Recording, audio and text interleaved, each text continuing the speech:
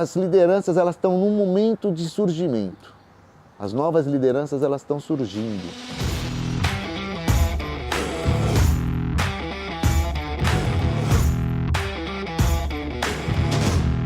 A nossa Constituição tem coisas muito boas. Tem garantias, tem estabelecimento de garantia de direitos que são muito interessantes e que faz com que ela seja uma das condições mais avançadas em termos de direitos do mundo. Mas há problemas, e acho que uma Constituição que está passando por tantas emendas, que já passou por tantas emendas, é uma Constituição que sim, pode ser que infelizmente tenha envelhecido rápido. Então, a ideia de você fazer uma Constituinte pode ser uma solução. Agora, teria que ser uma Constituinte exclusiva, não poderia ser uma Constituinte formada por políticos, porque senão você acaba misturando as bolas. Mas como que a gente pode mudar essas regras, né? A gente deve usar um pouco da nossa inteligência. As redes sociais, a internet, tem um poder de mobilização muito grande. E a gente está às vésperas de eleições. Eu acharia que seria muito razoável que você formasse ideias e que você formasse alianças em torno de determinadas ideias e você procurasse pedir que os deputados se comprometessem com determinados pontos antes de você votar nele ou não. Eu sei, eu não sou ingênuo. Eu sei que o político pode se comprometer com ideia e, obviamente, depois mudar. Mas, por exemplo, as 10 medidas contra a corrupção, que foram uma iniciativa fantástica, tiveram mais de 3 milhões de assinaturas e depois foram desfiguradas pelo Congresso. O Ministério Público está com uma ideia muito boa, que é fazer o seguinte, lançar outras ideias e fazer com que as pessoas, que os candidatos se comprometam a apoiar as medidas. Então, por exemplo, o que eu imagino? Vamos imaginar que a gente conseguisse formar um Tinder político. Vamos lá, eu vou lá, coloco um perfil político dizendo como que eu penso sobre vários assuntos. E o programa, o algoritmo já me junta com essas pessoas. Isso é muito ruim se for só para você debater, porque como eu disse, você não vai debater com pessoas que pensam diferente de você. Mas você pode formar uma coligação, você pode formar uma associação, você pode formar, por exemplo, uma petição em que você vai dizer, eu só voto em deputados que se comprometam com essa ideia. E você pode ter um site, você pode ter uma plataforma em que você já saiba qual é essa ideia. Então, eu vou votar no candidato da mudança da lei eleitoral, por exemplo. Então, eu só voto em candidatos que se comprometam. É óbvio, eu insisto, que você não pode garantir que isso aconteça. E o mais importante é que essas coligações elas permaneçam. Coisa que o político tem mais medo. Eu já fiz política, hein? A coisa que é mais difícil do mundo é você pedir voto. Pedir voto é difícil, pedir voto é complicado. É um esforço que você tem, principalmente se você é honesto, que você precisa convencer a pessoa só, você às vezes fica constrangido em pedir, coisa e tal. E eu acompanho bastante as sessões da Câmara. É impressionante como eles se referem às redes sociais, é impressionante como eles se referem à pressão social, à pressão dos eleitores. Isso está acontecendo. Então, para que as regras fossem mudadas, isso vai depender da organização das pessoas. E vai depender, como eu falei, do voto. Então, imagina que eu reúno as pessoas e vou falar o seguinte, olha, eu quero votar em candidatos que defendam o parlamentarismo, por exemplo. Então, você vai criar uma bancada parlamentarista. Porque hoje, o que acontece? Hoje você já tem, além dos partidos, você tem um monte de bancadas no Congresso defendendo interesses próprios. É a bancada da bala, a bancada evangélica, a bancada do boi. Cadê a bancada cidadã? Onde está a bancada cidadã? A bancada cidadã está à espera de que a cidadania se manifeste. Agora, a manifestação da cidadania não pode ser feita só através das ruas, aliás, nem está sendo feita através das ruas. É preciso organização. Quem vai fazer essa organização? Talvez os movimentos cívicos, talvez um maluco que comece sozinho, alguma coisa que junte 2 amigos e que de 2 virem 4, de 4 virem 16. Então essas reformas que você diz da Constituição, as reformas que precisam ser feitas, elas precisam partir ao mesmo tempo de um grupo de parlamentares e olha, há parlamentares honestos, há parlamentares comprometidos e precisa ter uma conexão com a sociedade. Essa conexão que eu não vejo. E não vale também você só querer que a sociedade se organize quando o ponto é a seu favor. Você tem que respeitar a organização da sociedade. A liderança não se impõe.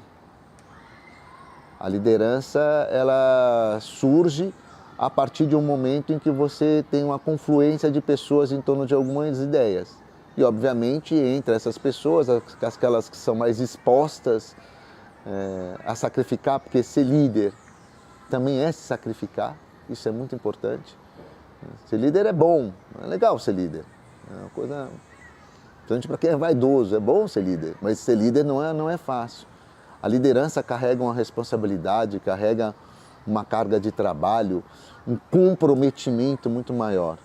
Pelo menos na minha opinião, a liderança legítima é aquela que está realmente imbuída do espírito, imbuída dos valores ao qual o líder pretende representar. A questão é saber em que esferas que essas lideranças vão surgir. Eu acho que é isso que a gente está discutindo. Se você observa as formas tradicionais, eu diria que todas elas estão carcomidas.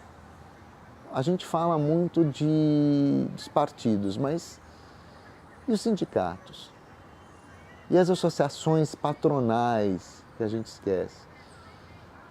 Me parece que também ali há uma distância entre os representados e os representantes. Eu acho que a gente caiu na época do conforto, na época do conforto você deixou para quem tinha mais sede pelo poder, não necessariamente quem era mais apto para a liderança, e agora é muito mais difícil você tirar isso. Esse momento é um momento interessante pelo seguinte: tem ao mesmo tempo uma questão de lideranças carcomidas, mas instituições que têm força, e tem a tentativa de surgimento de novas lideranças, justamente nesses movimentos cívicos, para mim é o que eu vejo de mais representativo. É muito interessante, eu não sei se você está acompanhando, mas você vê movimentos cívicos no mais amplo espectro ideológico. Tem o pessoal do MBL, que já é um dos mais conhecidos, mas também tem o pessoal de movimentos cívicos bastante à esquerda.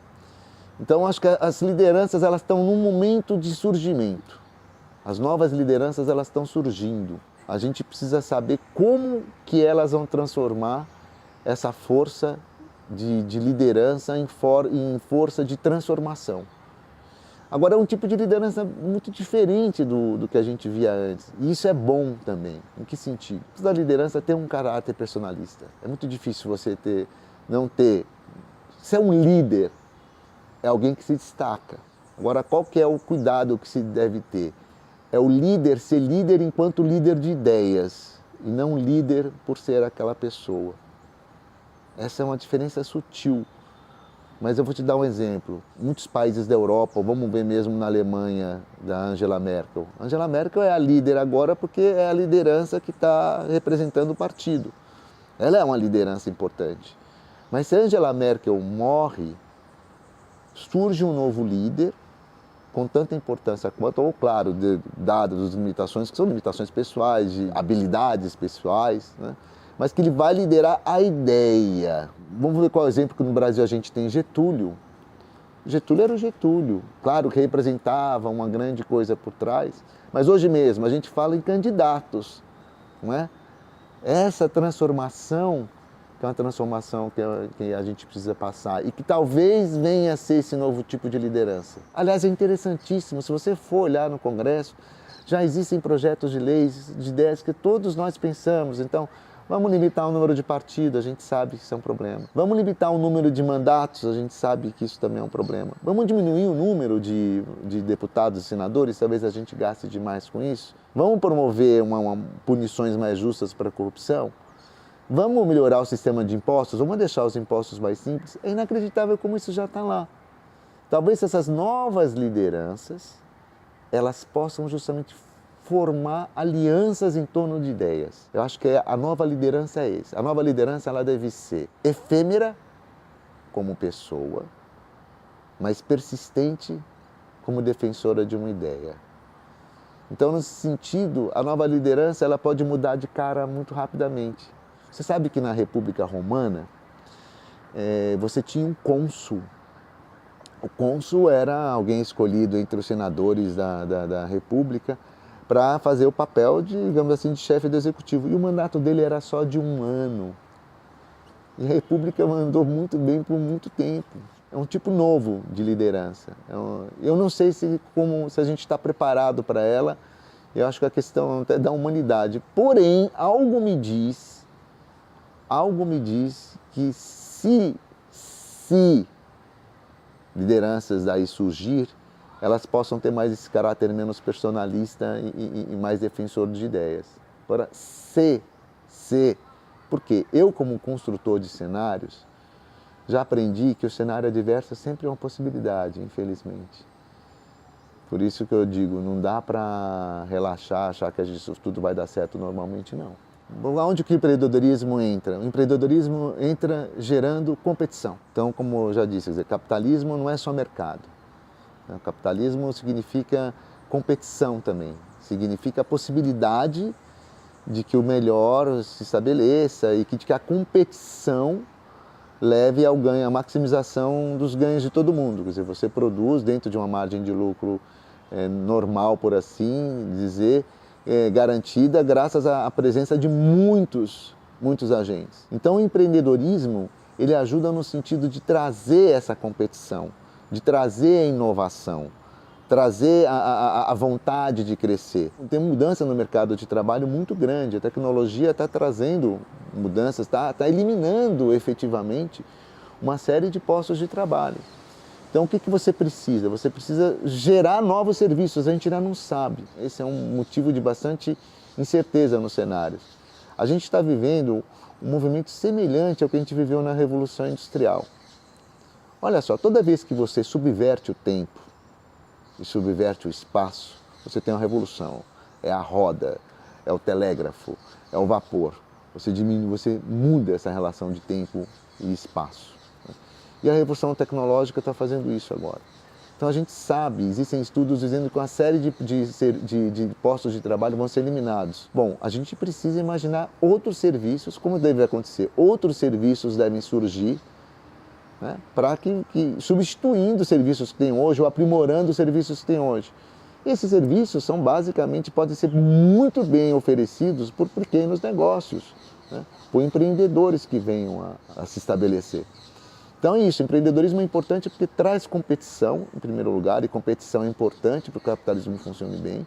Empreendedorismo é importante porque possibilita a geração de novos postos de trabalho que vão ser necessários diante de uma revolução tecnológica, a qual a gente ainda nem sabe exatamente aonde pode ir, né? Que por um lado é fascinante e por outro lado é assustador. Mas insisto, empreendedor, quer empreender? Então começa a ajudar na política, começa a fazer com que esses impostos sejam menos complicados. Não pode ser tão complicado assim empreender no Brasil. E aí a liderança entra. Sabe onde a liderança pode entrar no caso do empreendedorismo? Muito bem, alguém que chegue, estude um centro de pesquisas, um centro de estudos, reúna economistas e faça o seguinte: bom, vamos dar uma olhada aqui na coisa mais básica, legislação de segurança do trabalho. Vamos unificar essa legislação para que a gente possa dar um tratamento seguro para os trabalhadores e que não fique sendo achacado por um fiscal? Qual é a proposta real dos empreendedores do Brasil para a reforma tributária? Você sabe? Eu não sei. Onde está? Esse é o papel da liderança do empreendedor. É juntar, fazer uma proposta, estudar, conseguir fazer um consenso mínimo, e é mínimo porque a gente sabe que, na verdade, são tantos interesses, tantas pessoas que vai ser difícil você conseguir unanimidade. Imagine uma liderança que conseguisse fazer uma proposta de reforma tributária, unir em torno deles uma massa gigantesca de pessoas, formar uma aliança em que você pudesse falar diretamente com cada deputado. Então eu vou pegar o deputado que tem a sua base em Ribeirão Preto, e quem que vai ligar para o deputado de Ribeirão Preto? São os empreendedores de Ribeirão Preto. O empreendedor que está em Fortaleza vai pressionar o senador pelo Ceará. E assim por diante. Essa que seria a formação. Eu sinto falta disso. Porque senão fica esperando o quê? Você vai ficar esperando que um deputado... Não adianta. Veja, no caso das 10 medidas, foram 3 milhões, mesmo assim um Congresso desrespeitou. Então precisa ser mais. Precisa haver uma ação. Cadê a inteligência? Veja só, veja os desafios de logística que todo dia se impõem para milhões de comerciantes no Brasil. Você pegar e levar num país continental uma mercadoria da Zona Franca de Manaus ao Rio Grande do Sul. E a gente não tem condições de fazer uma aliança que pressione os deputados localmente? Ah, tem. Tem. Eles têm instrumento para isso, eles têm tecnologia para isso. Então, a liderança parte daí. A liderança, ela só vai ser liderança se ela conseguir fazer a transformação política. Porque a mudança cultural, ela é importante, ela é fundamental. Mas, nesse momento, a gente está com tanto problema que é preciso dar um degrauzinho. Vamos imaginar que a mudança cultural, claro, com ela pode acontecer em degraus também, mas é uma coisa que ela é sólida, mas ela pode demorar um pouco mais para acontecer. Nesse momento é preciso dar esse totó. E aí entra o líder, aí entram as lideranças. É a liderança que vai juntar as pessoas, que vai ter essa visão e que vai trazer. Eu acho que essa seria uma agenda muito boa para quem defende o empreendedorismo. Está todo mundo falam há séculos. Acho que desde a época do Pero Vaz de Caminha já devia alguém falando que precisa de, olha, não tem imposto ainda aqui, mas quando tiver, vai ser mal cobrado. Então, pelo amor de Deus, unam-se, façam uma proposta e lutem pela sua proposta.